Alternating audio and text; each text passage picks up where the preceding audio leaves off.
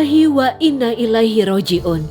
Berbagai bela sungkawa terus mengalir terkait insiden jatuhnya pesawat Sriwijaya Air pada Sabtu 9 Januari lalu. Pesawat dengan nomor penerbangan SJ182 ini hilang kontak hanya 4 menit setelah lepas landas dari Bandara Soekarno-Hatta. Tim SAR gabungan Basarnas, TNI dan Polri mengerahkan kapal dan helikopter untuk evakuasi. Proses pencarian dan penyelamatan yang masih berlangsung sejak Sabtu telah menemukan sejumlah barang bukti yang diduga berkaitan dengan musibah pesawat Sriwijaya. Mulai dari serpihan pesawat, pelampung, kabel, pecahan ban, hingga tumpahan minyak. Sementara itu properti serta bagian tubuh yang diduga milik penumpang juga diamankan oleh tim SAR gabungan Basarnas, TNI dan Polri. Pesawat yang diperkirakan jatuh di antara Pulau Laki dan Lancang di Kepulauan Seribu Utara Jakarta ini mengangkut 62 orang yang terdiri atas 40 orang dewasa, 7 anak-anak, 3 bayi, dan 12 kru. Duka mendalam tampak dari keluarga korban. Kaget dan seakan tak percaya musibah ini menimpa orang terdekat mereka. Setinggi apapun aku terbang, tidak akan mencapai surga kalau tidak sholat 5 waktu. Menjadi status terakhir sang pilot yang dikenal agamis dan dermawan. Ini adalah musibah dari Allah SWT dan sudah menjadi ketentuan takdir yang maha kuasa.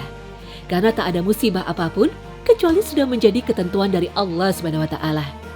Tidak ada sesuatu musibah pun yang menimpa seseorang kecuali dengan izin Allah. Barang siapa yang beriman kepada Allah, niscaya dia akan memberi petunjuk ke dalam hatinya.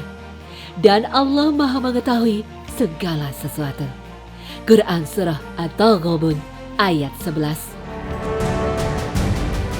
Karena itu, orang-orang yang tertimpa musibah pun akan mendapatkan kemuliaan tersendiri di sisi Allah SWT.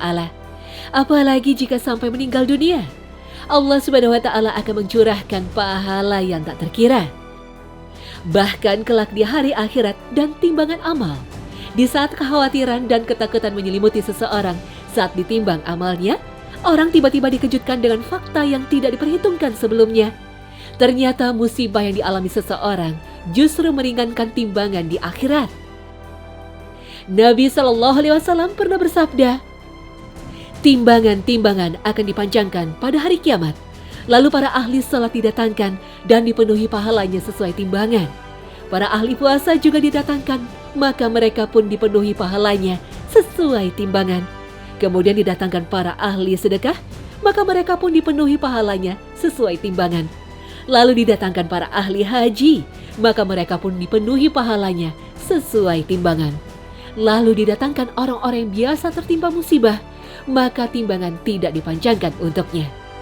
Buku catatan juga tidak dibuka di hadapannya. Sebaliknya, pahala akan dituangkan ke atasnya tanpa hitungan.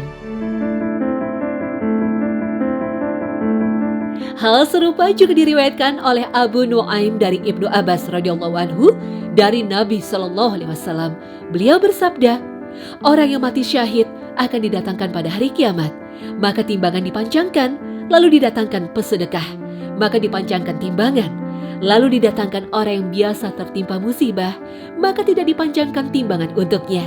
Sebaliknya, pahala dituangkan kepadanya, sehingga orang-orang yang dulu sehat walafiat berharap tubuh mereka dipotong-potong karena besarnya pahala yang diberikan Allah kepada mereka. Husain bin Ali radhiyallahu anhu pernah bertutur, kakekku SAW pernah berkata kepadaku, anakku, kamu harus qanaah, puas agar menjadi orang yang paling kaya, dan kerjakanlah amalan-amalan fardu, niscaya kamu akan menjadi orang yang paling beribadah. Anakku, di surga ada sebuah pohon yang bernama pohon balwa. Nanti pada hari kiamat, orang-orang yang biasa tertimpa bala akan didatangkan, dan timbangan tidak akan dipanjangkan untuk mereka.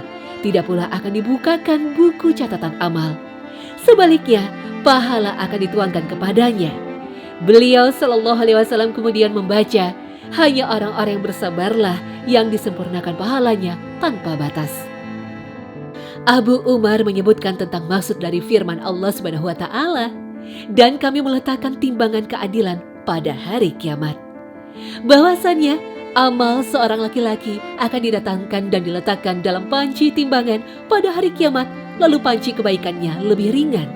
Maka didatangkan sesuatu menyerupai mendung atau awan, kemudian diletakkan di dalam timbangannya. Maka panci kebaikannya berubah menjadi lebih berat. Dikatakan kepada orang itu, "Tahukah kamu apa itu?" Dia menjawab, "Tidak." Dikatakan lagi, "Itu adalah ilmu yang dulu kamu ajarkan kepada manusia." Semoga Allah Subhanahu wa Ta'ala memberikan tempat mulia bagi para korban musibah jatuhnya pesawat Sriwijaya dan pahala tak terkira di akhirat nanti. Amin ya Rabbal Alamin.